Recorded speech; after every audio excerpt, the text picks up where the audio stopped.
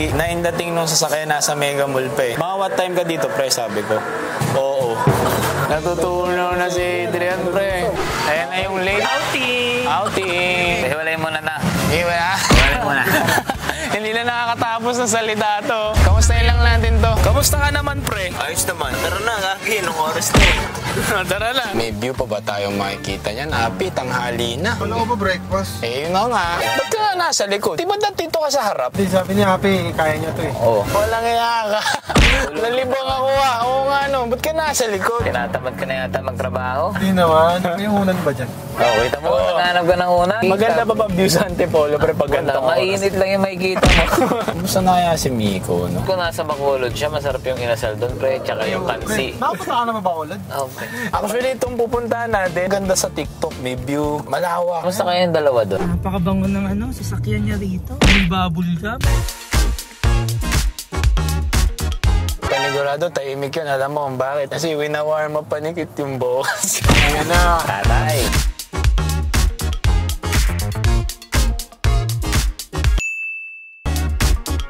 Bakit parang walang kainan dito? Wala na oh. Mali ka palang dinaanan na. Wala ito na yun. Ayun na. Kaliwa.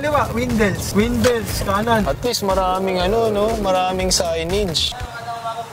Sir, sa Windels? Ang ganda po eh. Gagi, pre, ang ganda. Ang ganda nga. Akyat daw, akyat. Ayun na. Ayun. Ganda pa rin. Buti wala ka, Miko. Social na naman tong kakainan namin. Ang ganda talaga nangyayari Pag wala ka.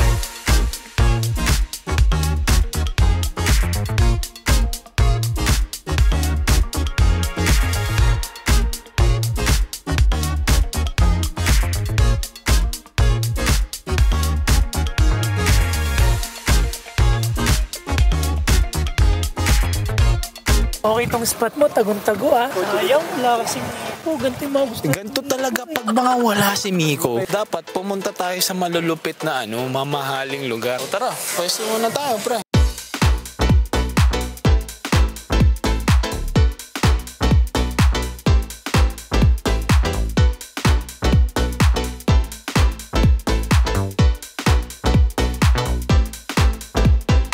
Bali, isang whole chicken inasal, isang baked boneless bone, isang cancer review. Ang ganda ng view dito, pare. Oo, maganda. Ang ganda ng view dito. Tsaka mukhang masarap yung pagkain. No? Nakita nyo naman, binidyo natin yung menu. Tignan nyo na lang. Kulang tayo eh.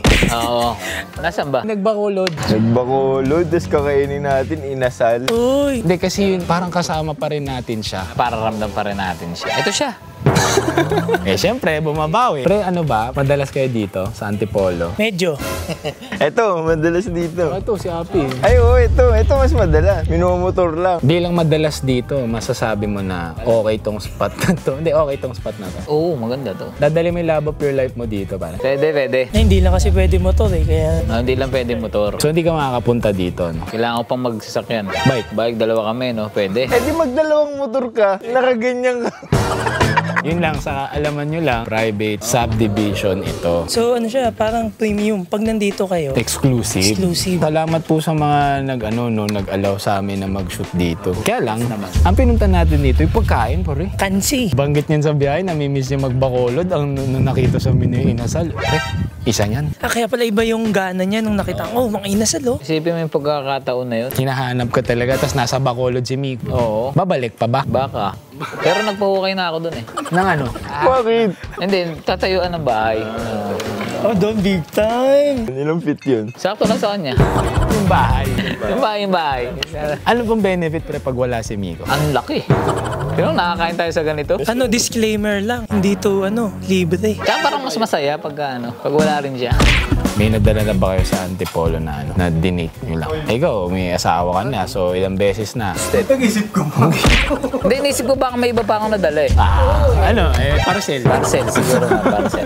Ikaw, Adrian. Ako, mostly shoot. Ito na lang pre, tatanong ko. Pre, naranasan nyo na on the way kayo sa date, nag-away kayo. On the way pa lang o kaya ano pa lang. Yung mga in-expect nyo, ay, babiyahe tayo ng gantong araw. Tapos nag-away kayo. Yung away talaga na hindi talaga matutuloy. Nagbabati kayo? Kasi kahit kami, galit sa isa, tumutuloy kami. Hindi kayo nagpapansinan. Hindi, nag-joke lang yun. Huwag ka talikuran sa motor. Ano?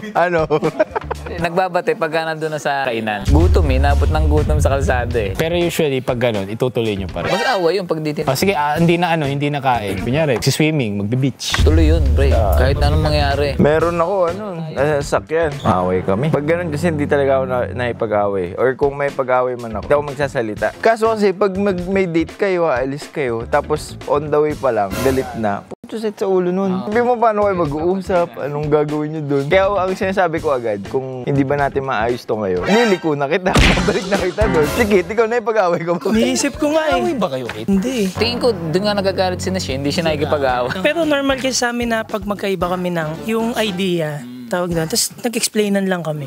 So, hindi siya away. Nag-uusap lang. Ang gara nyo pala eh. Bakit ng relasyon nyo? Lahat naranasan ko na eh, sa away. Pa nga, sa jeep pa lang eh. Hindi, pero normal naman. Hindi? Eh si Migo kaya, tingin ko pre, tumutuloy pero siya lang mag-isa. Naranasan nyo na mag-sine mag-isa? Kung may away o wala? Oo. Ngayong huling mag-isa ko, Avatar yata eh. Yung bago. Masarap yun, masarap mag-sini Isa. Baka kasi makatulog ako pag ako lang mag-isa eh. Ayun. Sarap naman yan. Chicken. Uy, big bangus. Natikman nyo na po tong menu dito. Yes po. Ano po favorite nyo? Ano po, yung crispy pata po. So order tayo. So, yun. Sana kanina nyo sinabi ka na-order namin.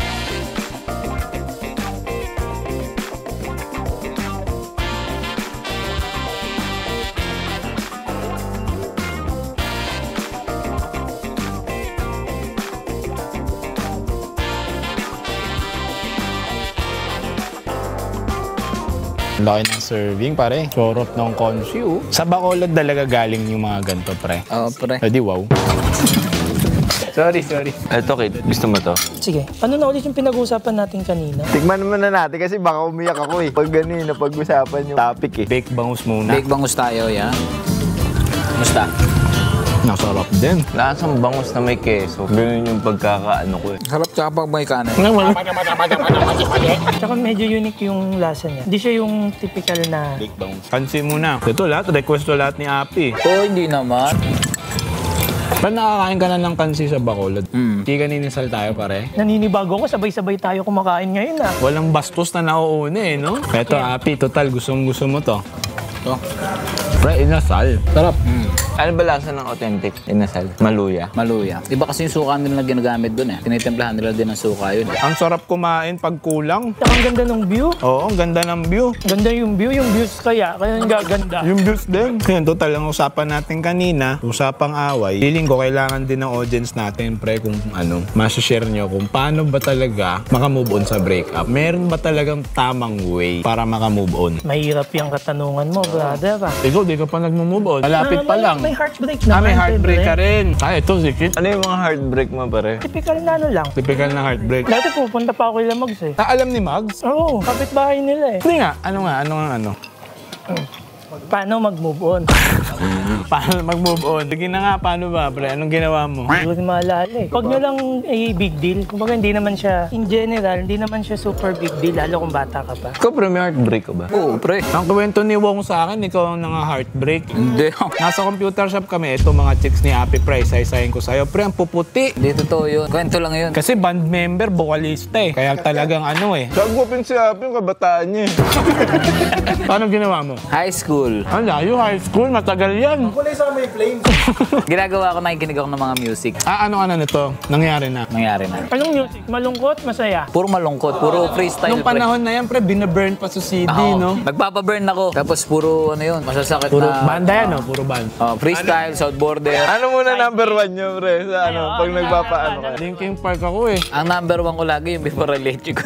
Before I let you go. Pangalawa niya yung Love of My Life ng Southborder. Mga ano ko nun eh. Kahit wala kang problema, magkakaproblema kayo pag pinakinggan mo yun. Ako, I'm yours ako. Hanggang sa makatulog ako nun, pre. Nang umiiyak? Minsan tumutulo, yung sipon, ay sumunod, magka-college na ako. Doon naman ako natuto. Buti, naghiwalay kami. Yun yung panahon na panay ang inom ko naman na. Huwag niyong tutularan. Pero dahil doon sa breakup na yun, doon ako naging maayos. Mas nakilala ko yung sarili ko doon sa breakup na yun. Pero ang naging coping mechanism mo, inom. Oo, naging inom. Ikaw, Adrian. Wala ako niyan, heartbreak. Ilan lang naman naging girlfriend ko eh. May reason kasi. Wala siyang loko, walang ganun. Yung una ko, high school pa kasi. 4 years, tapos naghiwalay kami nung college kasi parang biglaan lang, ganun, magkaiba kayo ng school, tapos di na kayo nag-usap. Walang heartbreak dun eh. Tapos yung pangalawa nung college. Nasaktan ako kasi ayoko kasi yung yung hindi ka papakilala sa magulang. Kung yung iba gusto nyo yung okay lang na tago. Hindi ko kaya yun eh. Gusto ko yung nakakausap ko yung tatay. Kaso, iba ang pakilala. Kaibigan lang ako. Sakit nun. Classmate. Pero may isa. Di ba nasa nasa cashier. Papasok pa lang siya. Pauwi na ako. Katabi kami. Nag-usap kami. Ganito. Usually, sinusundo siya ng tatay niya. Masok sa school. Nakita siya. Tinulak akong ganun. Ba't nandito ka? Ganun. Hindi ako pinakilala. Parang wala. Sakit. Mukhang totoy. Yun. Yun, pre, masakit yun. Paano mo, paano ka nag-move on doon? Naghanap ako iba. Paano pa nga ba? Siyempre, yung iba, hindi ko man yun sabihin na tawag yun? Cope up sa breakup. Ibang tao. Pero pangit yun no? Kasi parang rebound. No? So, paano mo ngayon masasabi kung nahanap mo na yung sarili mo? Ikaw lang makakapagsabi niyan. Kasi walang tamang definition yan Kaya lang, sabi rin sino ba yung single na nagsasabing ganun? Si Dua Lipa, pre. Yun nga rin yung reason niya. Tapos, yun nga, tuloy mo lang. Kasi mas makikilala mo daw yung sarili mo pag ikaw lang. Pag tahimik, pag wala kang tropa, wala kang matawagan. Ikaw, Kit, wala talaga no? Sa akin kung isipin ko, in general naman kung paano ka mag-move on sa mga... Tama. Diba? Parang sa akin, ang first is, steady lang ako. Tapos, inhale, exhale ka muna, empty mo muna yung mind mo. Tapos, i-accept mo na, wala na. Ganun talaga. Kapag tanggap mo na sa sarili, siya kung maisipin kung ano yung next kong gagawin. Yun din, keep yourself busy din. Kung ano man yung hobby mo or gusto mong gawin. Pero yung inom, guys, or bisyo, inom na lang. Kasi di maganda talaga ibang bisyo Hindi rin maganda yung inom. Di namin nire-recommend. Pero ang dadaanan nyo, saglit lang. Huwag kayong mag-rely doon kasi temporary pleasure lang yun Again, wala rin namang forever na happiness. Pero ang hanapin nyo, yung makapag-sustain ng sanity nyo, hindi yung sisirain pa kayo lalo. Yung sinasabi mo, Kit, mahirap yun yung i-accept mo. Lalo na sa mga matatagal na relasyon, pare. Araw-araw mo kasi nakasanayan. Pero practice Hindi siya overnight kaya mo Parang sa mga maliliit na bagay, pwede mong simulan doon. Ako tanggapin mo lang Kasi galing din ako sa napakatagal na Ultimo lahat ng mall, lahat na ng bansa. So minsan may tendency kahit di mo iniisip, naaalala mo. Respect mo lang, normal yun kasi ganun talaga nasanay ka Disclaimer lang, hindi kami Hindi kami love guru Hindi kami expert. Pero kung sakaling may mapulot kayo, edi... Siguro may dadagdag ko doon. Hanapin mo rin yung kung ba't nagkaganon. Tama yun. Baka kasi siyempre hindi naman pwedeng mali lang ng isa yan Madalas ganun pag may hiwalayan no? Madalas isa lang yung sinisisi. Mas makikita mo yung sitwasyon in third person Tapos wala ka ng energy tsaka emotion Hindi yung pag nandun ka pa ng init mo din talaga. Ayun, so makikita mo nga na mali. Ang corny ko nga din, no? Parang... Makikita mo na, kaya pala siguro dahil ganito ko. Oo, rin ako noon. Parang di ko rin sasamahan yung sarili ko noon. Pag nasabi mo na yun, nang walang okay ka na. So pre, para lang masil natin. Totoo ba ang closure, pre? Para mas maging okay ka. May nabasa ako kay Babong. Yan, si Babong. May nabasa ako somewhere. Yung closure daw parang hindi dapat. Kasi emotionally, saka psychologically, parang meron kang nerve sa utak mo na once na inisip mo pa siya, makita mo siya, biglang babalik. Kung yung iba, kaya yun. Pero hindi siya applicable sa lahat. Or no, ang term is baka mamaya, ikaw lang may kailangan. Oo, tama. Ako ako lang may kailangan. Nawala rin talaga Kahit anong basahin nyo, kahit sa ang pinaka-importante talaga, acceptance Kailangan matanggap mong wala na talaga siya. Oo, mahirap no? Pero yun talaga, dun magsisimula Yun, medyo mahirap yun. Kasi hindi lang love yun May trauma ng kasama. Feel ko pag may halong... Trauma na lang, trauma. Yun nga, trauma, third party, mas madaling mag-move on. Kasi may panghuhugutan kang masama Kaysa yung parang nag-aaway lang kayo sa ganito. Or yung talagang hindi lang nag-work. Religion. Yung mga ganun. Pero yun nga, ang pinaka-best way, kung ano man yung naging reason, talaga mag-spend kayo ng time sa sarili nyo. Tsaka mahalin nyo yung mga tao sa paligid nyo. Kumbaga may mga nagmamahal pang iba sa inyo kasi baka mapanginahan kayo agad ng loob. Hindi yun yung mundo. Unless kung legally kayong married, actually applicable pa rin for everyone yun kasi minsan may mga ways si Lord na hindi mo naman masabi kaya nangyari yun. Tignan nyo lang yung other side ng ng journey kumbaga kasi doon yung mas marirealize na kaya pala nangyari yun. Best talaga na na hindi harmful na ina-advise, build mo sarili mo. Build mo career mo, build mo yung fitness mo, kung ano man kung di mo kaya o kaya mo. Basta mag-build ka ng something na ikaw ang magbe-benefit. May minabasa ako, sabi niya, ano daw, parang ang way niya is laitin sa utak yung yung ex niya. Lait niya doon na paulit-ulit. Hanggang sa dumating yung time na parang Naawa na siya. oo, naawa ka na. Parang, wala naman akong pakialam dito. Doon na daw siya nakamove. Ang problema nung pag nakikita mo, paano kung maging karelasyon to eh? Pangit. Tapos nilait-lait mo, no? Hindi mo rin pwedeng no? I-badmouth kasi minahal mo din yun eh. Hindi magpapalit agad ng relationship status kung di pa sure. Kung pa lang, 2 days pa lang. Tsaka malupit ng pre, binura na lahat ng picture. O, diba? Kung kayo guys, hindi pa kayo nag-heal. Huwag kayong papasok sa relasyon. Kahit ba yung kine-crave niyong attention tsaka companion na Ang huwag. dami pwedeng gawin. Ako, nag-dragon boat ako noon. Nag-MMA. Pumanig ng bundok. Madali Ikaw. kasi sabihin eh. Pag naaganon ka, baga nandun ka sa loob. Kaya nga kami nandito eh. Oo. Baga nire-remind lang namin. Nire-remind lang namin. Ayan, naalala mo. Ayan, Ano mo, isip ka iba. Isipin mo lang yung mukha nito pag malungkot ka. Panoorin nyo lang kami. Basta ang utak natin kahit sa bagay, busy yan. I mean, pag busy yan, nadadivert yung attention mo. Oh, sige, pag ikaw na ulit, shit, same feelings ulit. Kaya nga, kung may ginagawa kang consistent, ma-occupy ka. Hanggang sa magulat ka, parang yung ginawa lang din ng tropa ni Adrian, ang gara. Pag-break no!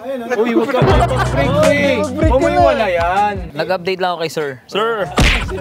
Ayun nga, baka-busy lang. Ito yung tropa ni Adrian, light-light lang. Kasi nanawa din. Sa totoo lang, mananawa din kayo. Yun nga, kaya siguro hindi kayo nag-heal. Kasi hinihintayin nyo pa. Sayang, wala yung tropa ko. Kaya isipin nyo daw yung breakup, blessings din daw yan. Tsaka lahat lahat tayo, pag ganun ka, saan ka pa pupunta? Eh di dun pa, sa ilalim. Hindi, aangat ka. Hindi, baka meron pa. Pag ikaw bumaon ka pa sa dulo, mag-isip-isip ka. Tsaka hindi, sabi nga may nabasa ako. Sabi mo may nabasa? Mauubos yung pagmamahal sa liwag lang respeto sa sarili. Tama. Paano ba mawawala ang Ganyan nangyari sa'yo, no? Pinahaboy yung sarili. Yung sa last video natin, basta tayo Ang huling video sa As of Now, So guys, mag-share nga kayo kung paano kayo move on. Baka magamit nito eh. Uy, ba't ako? Ay, sorry. Total, ang sisipag nyo mag-comment, tsaka ang gaganda ng mga Mahaba. So yung huling upload na babasahan namin is yung nag-jogging kami. Ito kasi total running. Sabi, real talk sa sinabi ni Pops Dre sa Heartbreak. Magiging buhusan mo yung running. Kaagaling ko lang sa breakup last September 2024. Hindi ba siya to? Kasi recently lang yun Ano pangalan? Matt Johan Garcia. September 2024, and running yung naging way ko para temporarily mabaling ang attention ko.